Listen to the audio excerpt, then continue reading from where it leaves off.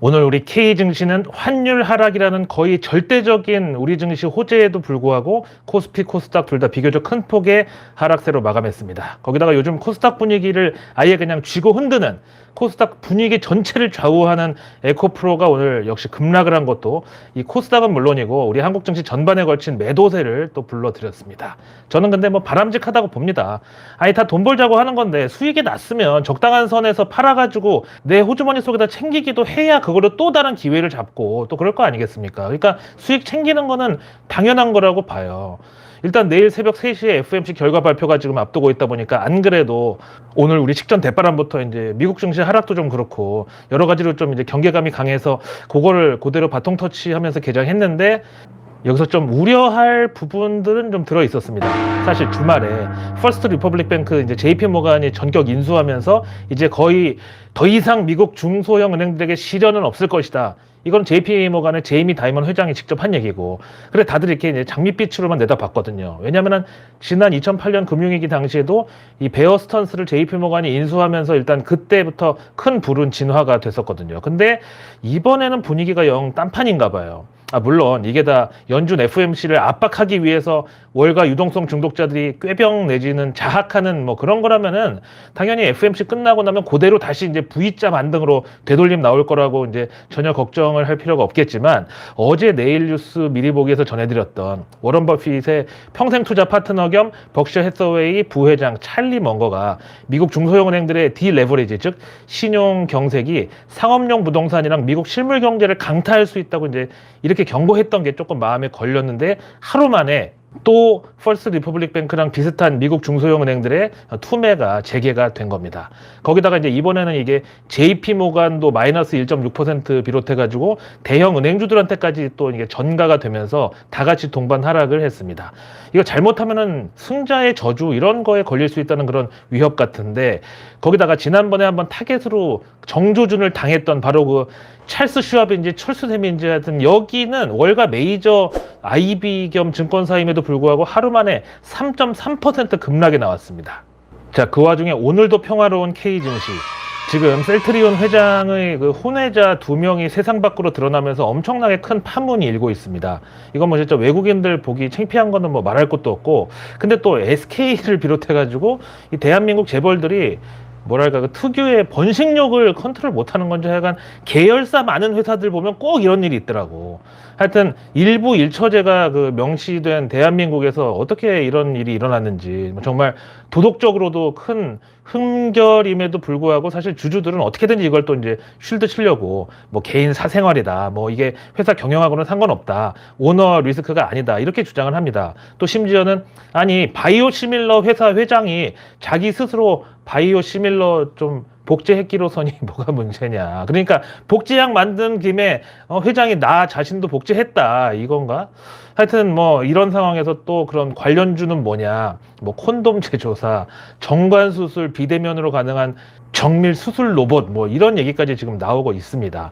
근데 SK하고는 다르게 이 셀트리온 회장은 지금 그냥 사생활로 치부하고 넘어갈 일이 아닌 것 같은데요. 그 이유가 본인 혼외자식 2명의 모친, 그러니까 그 회장의 내연녀, 아니 이제 두 사람 사이는 끝났다 그러니까 뭐 엑스 내연녀, 그 사람을 자기네 셀트리온 계열사로 편입된 회사의 대표로 임명을 해가지고 아예 그룹 안으로 들어앉히기까지 한 게 이번에 드러났는데요. 거기다 지난 3년 동안 양육비로 200억 원 넘게 지급을 했다는데 과연 그 돈이 어디서 나왔는지도 또 지금 이제 사람들이 궁금해하고 있습니다. 근데 사실 저 개인적으로는 이 셀트리온에 대해서 참 할 말도 많고 또 들은 것도 많습니다. 아시다시피 이제 제 본적지가 충청북도 청주잖아요. 근데 이제 저희 할아버지, 아버지 다 청주 출생이시고, 할아버지는 청주고 서울법대에 나오셨습니다. 뭐 요거는 이제 자랑은 아니고요. 그냥 팩트가 그랬다고. 그 다음에 저희 아버지는 이제 서울에 올라와서 중고등학교 다니고 연세대 나왔는데, 할아버지가 맨날 아빠한테 저 둔재라고. 아니, 연세대 분들 정말 죄송한데 저는 그런 연세대조차 떨어지고 이제 재수까지 했잖아요. 하여튼 근데 또 청주 출신들 기업인이 얼마 없다 보니까 아마 이제 서로 아름아름으로 이제 다 아는가 봐요. 근데 이 셀트리온 그리고 그 회장님 이름은 뭐 얘기 안 해도 다 아실 테니까요. 아니 셀트리온이 곧 그 이름이고 그 이름이 또 셀트리온이고 뭐 이런 거잖아요. 그 테슬라 일론 머스크처럼 팬덤 이코노미의 한국판 버전이라고 할까? 그래서 이제 이 셀트리온 회장님만을 믿고 찬양하면서 주식도 사고 그런 주주분들이 지금 엄청 많습니다. 근데 사실 이 셀트리온이 지난 문재인 정부 수혜주라는 그런 말도 많았습니다. 당시에 2019년이었는데 그때 코로나 터지기 딱 1년 전인데 그때 이제 문재인 대통령이 청와대 영빈관에서 기업인들과의 청와대 산책이라는 행사를 열었는데 여기 이제 삼성전자 이재용, 현대차 정의선, SK 최태원, 그리고 LG 구강모, 그리고 당시 이제 대한상의 의장 겸 두산의 박용만 이런 분들이 초청이 돼가지고 다 같이 거기서 만났는데 그 자리에 셀트리온의 이 회장님도 끼어 있었습니다. 근데 사실 셀트리온이 솔직히 우리끼리 얘기지만 그 삼성, LG, SK, 현대, 두산 그런 급은 아니잖아요. 근데 그 행사를 이제 당연히 청와대 대통령실에서 주최를 했는데 그때 이제 이 셀트리온 회장과 같은 청주 출신인 노영민 그 비서실장이 특별히 셀트리온 회장을 그 추천을 했다는 후문이 있었습니다. 그래서 이제 당시 사진을 보면은 정말 그 대통령 바로 옆에 좌청룡 우백호 느낌으로 좌삼성, 우 셀트리온 이렇게 지금 붙어 있어요. 그리고 오히려 SK나 LG 회장은 저 뒤에 짜져 있고요. 아니 이게 도대체 포지션이 말이 되냐 이거죠. 그 의전이라는 게 뭔지 아시는 분들은 이 사진에서처럼 이 위치 선정 이거야말로 정말 대외적으로 얼마나 중요한 의미를 갖는지 그리고 이게 또 얼마나 억지로 사람이 자리를 바꾸고 뭐 그런 게 어려운지 아실 거예요. 아마 우리 구독자님들 중에서는 국회 출신인 강남 포럼 해결사님이 잘 아실 것 같은데 이 사진 보시고 밑에 댓글 좀 써주세요. 자, 근데 이제 청와대에서 당시에 기업인들 모임 그때 그 자리에 배석했던 이제 제가 아는 그 기자가 얘기를 해줬는데 그때 이제 당연히 기업인들이 먼저 영빈관에 이제 모여가지고 대통령 입장하시기를 기다리는 이제 그런 시간이었는데 그 자리에서 뭐 이제 LG 구강모 회장은 나이로는 일단 제일 막내니까 SK 최태원이나 뭐 현대 정의선, 삼성 이재용 이런 사람들한테 이제 깍듯하게 뭐 인사하고 막 형님 잘 계셨냐고 뭐 그러고 또 이제 자기네들끼리는 아무래도 예전 부모님들 때부터 다 재벌이었고 어릴 때부터 서로 이제 뭐 알고 지내고 하니까 뭐 이제 자기들끼리 인사하고 뭐 이제 뭐 셀카도 찍고 그리고 뭐 이제 어깨 동무 막 하고 야 뭐 부모님 잘 계시냐 너 재수 씨랑 요즘 사이 괜찮냐 뭐 둘째가 이번에 뭐 체드윅 들어갔다던데 축하한다 그리고 뭐 우리 와이프한테 들으니까 재수 씨 요즘 그림 좋은 거 많이 전시한다더라 그리고 뭐 야 저번 추석 때 뭐 그런 걸 보냈어 그러니까 이제 아유 뭐 약수합니다 그리고 형님이 건강하셔야죠 거기 직원이 몇 명이냐고 말이야 그 사람들 다 책임지시려면 건강하셔야 된다고 막 그러고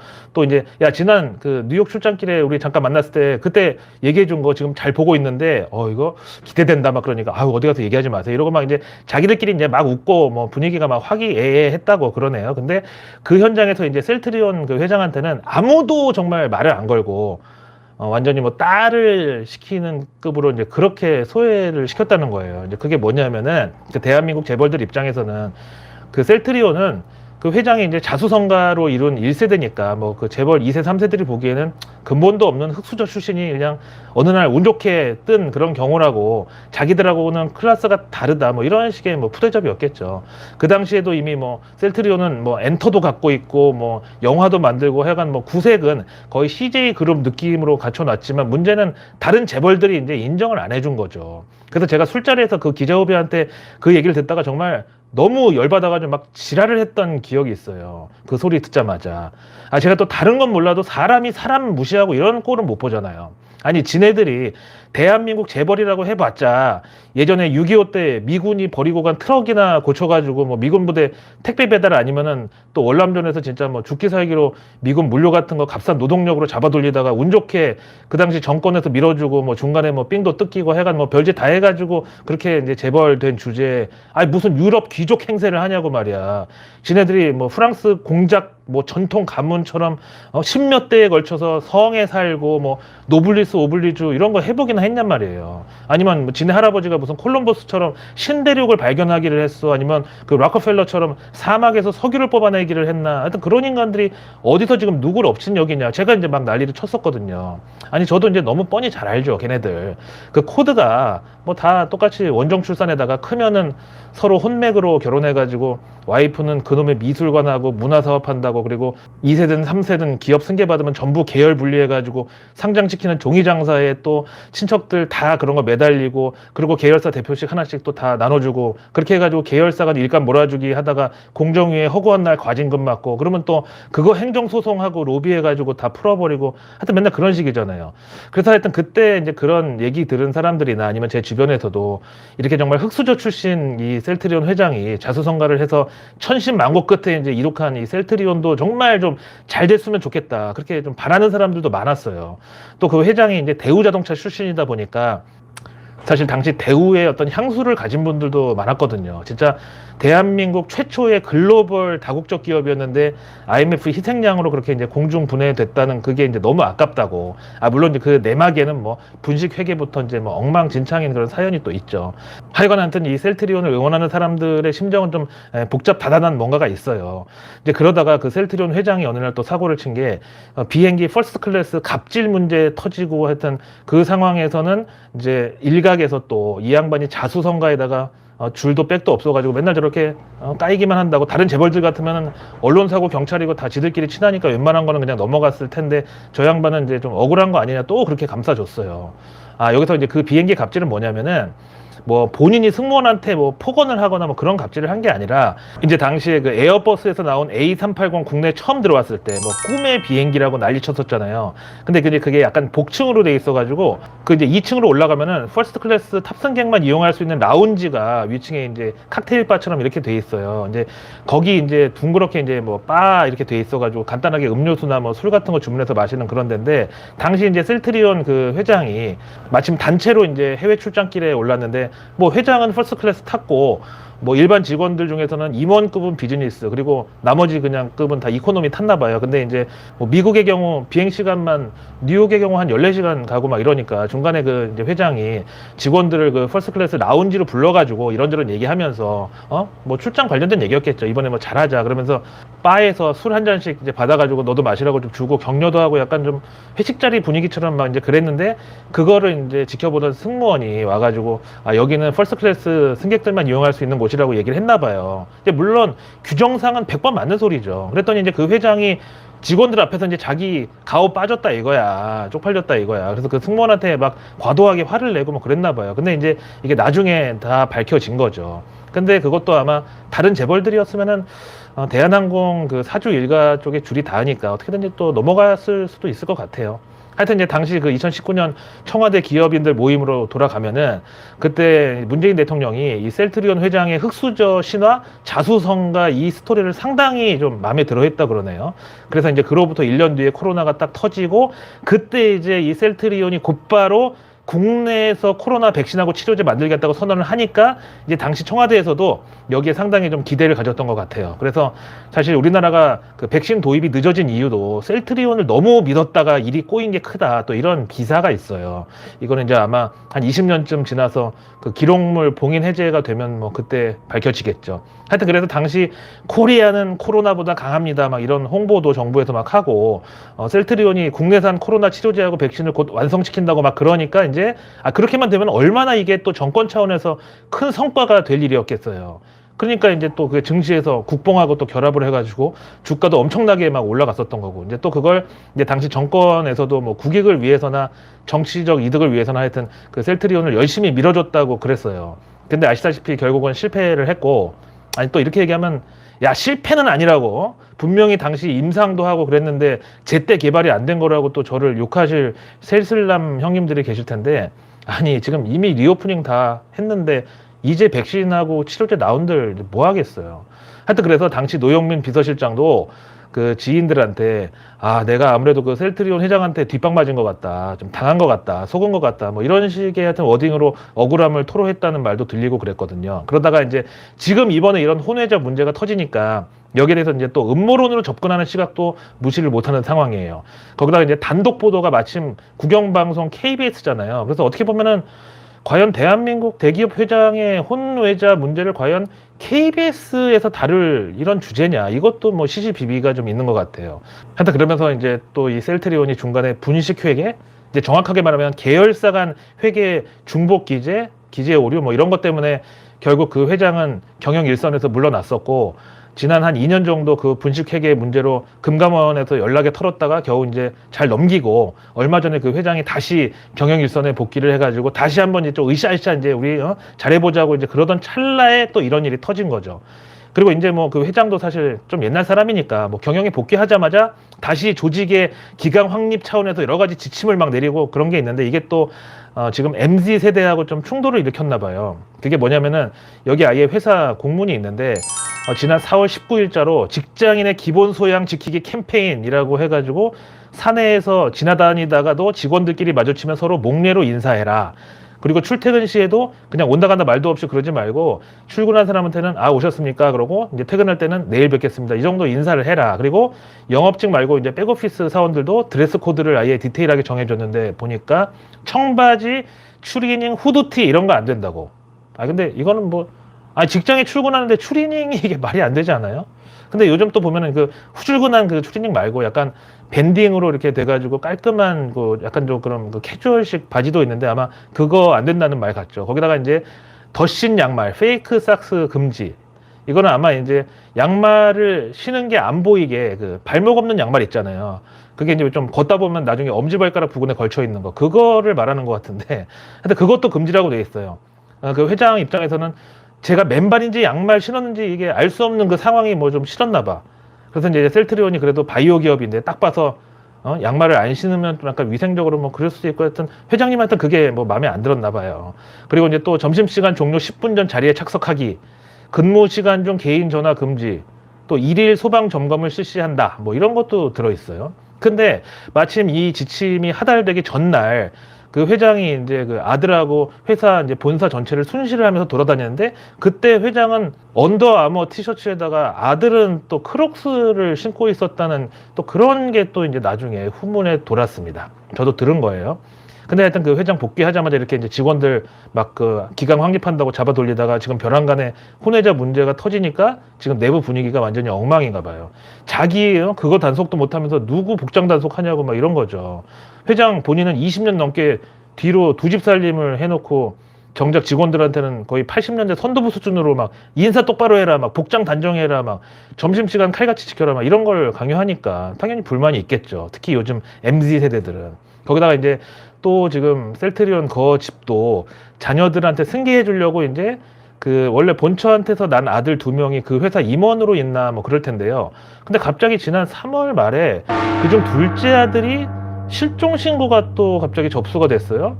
그랬는데 이제 그 진위를 알아보니까 갑자기 평일 오후에 대낮에 한 3시인가 직접 본인이 112에 전화해가지고 내가 지금 위험한 상황이라고 출동해달라고 전화를 끊었는데 이제 그거를 이제 아마 뭐 자기가 자기를 실종 신고했다고 받아들였는지 하여튼 그래서 당시에 신고자 위치 파악한다고 2시간 만에 인천에 있는 한 호텔방에서 발견했는데 보니까 약간 불안 증세에다가 뭐 약간 좀 헛소리하고 좀 이런 건 있는데 몸에 큰 이상은 없어 보여가지고 일단 119 구급대로 병원 응급실에 이송을 하고 이제 그냥 끝났다. 이런 해프닝이 또 있었나 봐요.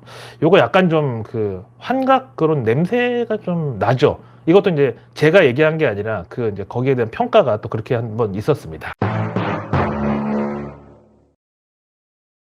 런하 반갑습니다.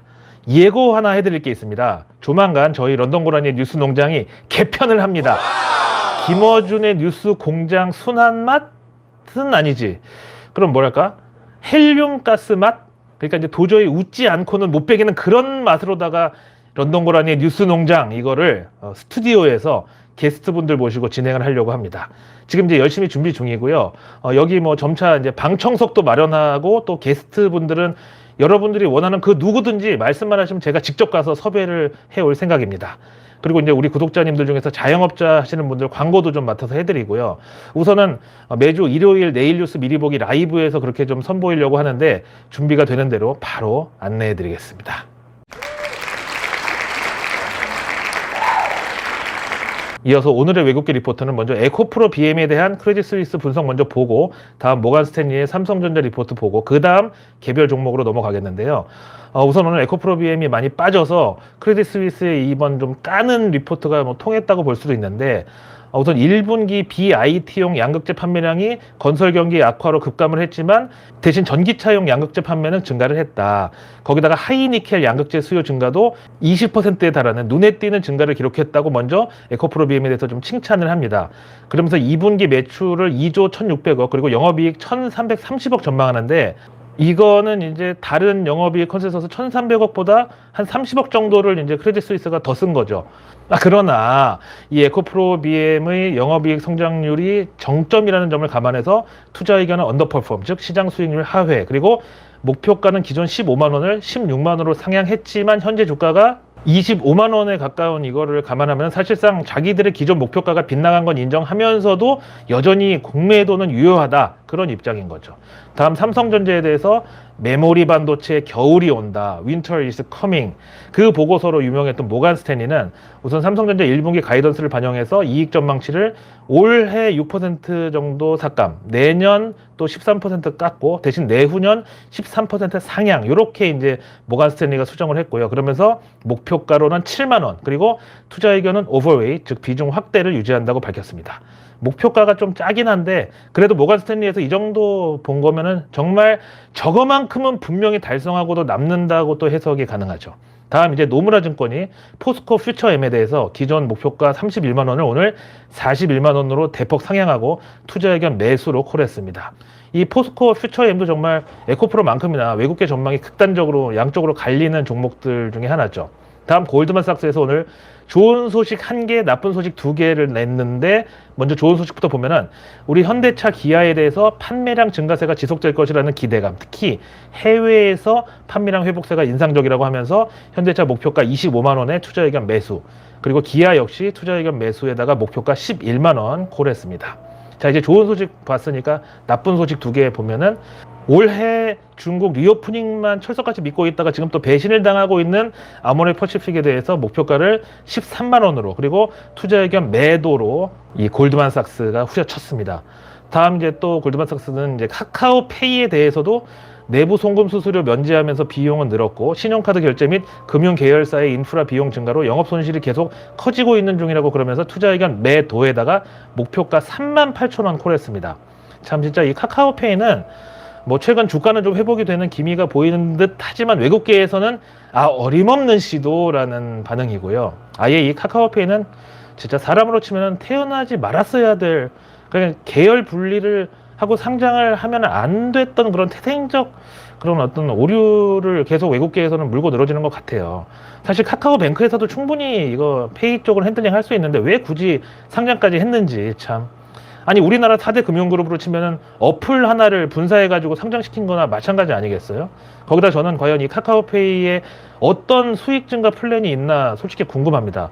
적자는 계속 증가하는데 애플페이에다가 또 시장 점유율 뺏길 게 뻔하고 그냥 뭐 단순하게 국내에 카카오톡 안 쓰는 사람 없으니까 그걸로 좀 포인트 주고 대충 중간에서 수수료 뽑겠다는 그런 비즈니스가 뭐 그건 이제 뭐 나쁘다고 할 수는 없는데 근데 도대체 상장은 왜 했냐 이거예요. 그것도 하필 코스피 3,000 넘었던 그 타이밍에 하필 딱 맞춰가지고 아니 그때 20만 원 위에서 들어간 분들 정말 다시는 그 가격 안 올 수도 있어요. 만약에 카카오페이가 다시 그 전고점 24만 8,500원 그거를 뚫는다 그러면 아마 그때 삼성전자는 한 30만 원, 현대차는 50만 원 가 있을 것 같은데요. 그럼 코스피는 한 5천 무조건 넘고요. 그 와중에 지난주 카카오페이 증권 대표가 또 스톡옵션 행사해가지고 7만 주의 카카오페이 주식을 취득했는데 뭐 당연히 또 팔려고 그러겠죠. 뭐 사실 작년에 스톡옵션 대량 매도해가지고 먹튀 논란 있었던 전 대표가 최근에 이제 고문직도 사임했다고 나오는데 아니 이게 도대체 뭔 의미가 있는지 잘 모르겠어요. 또 다른 데로 연봉 한 1.5배 받고 옮기면 그만 아닌가? 그래서 내일 뉴스는 내일 보면 너무 늦습니다. 구독과 알림 설정만으로 아직 나오지 않은 오늘 뉴스도 아닌 내일의 뉴스를 매일 저녁 여러분들의 안방으로 제가 직접 배달갑니다. 자, 바로 목요일 새벽 3시에 FOMC 성명서랑 금리 발표를 앞두고 있다 보니까 그 밖의 일정은 정말 눈에 들어오지를 않는 상황인데요. 그래도 우리가 연휴 뒤에 다시 돌아왔을 때를 대비를 안 할 수가 없죠. 자, 내일은 벌써 이번 주 마지막 거래입니다. 오는 금요일이 5월 5일 어린이날로 휴장이기 때문에 이번 주는 결국 앞에는 근로자의 날 그리고 끝에는 어린이의 날 이렇게 수미상관법으로 아름다운 대칭을 이룬 주 3일 근무라고 할까요?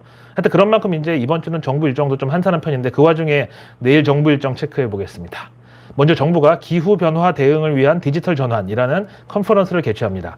기후변화 대응에 디지털 전환을 한다. 사실 뭐 제일 기본은 뭐 원격 근무도 들어가죠. 아침에 일어나가지고 버스든 지하철이든 자가용이든 하여튼 뭐 그거 타고 출근하고 중간에 또 뭐 거래처 방문하고 나중에 퇴근할 때 뭐 교통수단 또 타고 이게 다 이제 그 탄소 배출 기후 변화를 유발한다고 보면은 사실 증시에서는 이게 인공지능 그리고 클라우드 원격 근무 이쪽이 최대 수혜주라고 저는 봐요. 다음 산업부에서는 내일 부평에 있는 한국 GM 공장 현장 방문이 있습니다. 아무래도 친환경차 관련해가지고 관심이 또 생길 것으로 보이고 다음 산업부 내일 보도자료는 수소 경제 현장, 수소 앤서 시즌2에서 보여드립니다라는 제목입니다. 여기서 앤서는 정답, 요거니까 수소 에너지에 대해서 사람들이 좀 막연히 우려하는 폭발 위험. 그거 수소 폭탄 아니야. 막 이런 거에 대해서 자세하게 설명하는 그런 자료죠. 다음 내일 환경부도 마침 수소 통근버스 전환 업무 협약 행사를 준비 중이니까 여러모로 수소 테마, 그 중에서도 이제 충전소하고 퓨얼셀 이쪽이 이제 겹치죠. 다음 내일 농식품부는 장관이 직접 청년 농업인 스마트팜 현장 방문 행사를 갖습니다. 이것도 역시 뉴스플로우에 타기 좋은 주제죠. 요새 이제 정부가 청년 취업 대책의 일환으로 이 스마트팜 쪽에 지원을 확대하고 있는데 제가 이제 요즘 저녁마다 재밌게 보는 케이블 TV 방송이 전원일기 그 드라마거든요. 진짜 거기 보면은 그 농산일이라는 게 진짜 농민들의 피와 땀이라는 말이 딱 맞아요. 근데 요즘은 이게 또 많이 달라졌죠. 그리고 요즘 청년들한테 농사 그렇게 지으라고 하면은 누가 짓겠습니까? 외국인도 아마 안 할걸요. 자, 다음 내일 한국은행이 4월 말 외환 보유고를 공개합니다. 이어서 내일 증시 일정으로는 S바이오메딕스가 내일 상장일이고요. 미국에서는 드디어 내일 애플의 실적 발표가 예정되어 있습니다. 그 밖에도 드롭박스, 코인베이스, 블록, 도어대시, 펠로톤, 다음 모더나, 코노코 필립스, 파라마운트, 또 국내에서 인기 많은 햄버거죠. 쉑쉑버거, 쉐익쉑 이 실적도 내일 공개될 예정입니다. 자, 이제 연휴 앞두고 있다 보니까 좀 기분이 싱숭생숭하고 시장에 집중하고 이러기는 좀 힘들어 보이긴 하는데 이럴 때도 현금이 있어야 여유를 가질 수 있다. 저는 이 말씀 드리고 싶고요. 저는 이 연휴 기간에도 두 눈 똑바로 뜨고 고라니 눈으로 지켜보고 있다가 상위 1% 정보 취급자들만 독점하는 정보가 있다면 바로 영상 켜고 돌아오겠습니다. 근데 제가 안 돌아오면 별일 없는 거예요. 그렇게 아시면 되겠습니다. 감사합니다.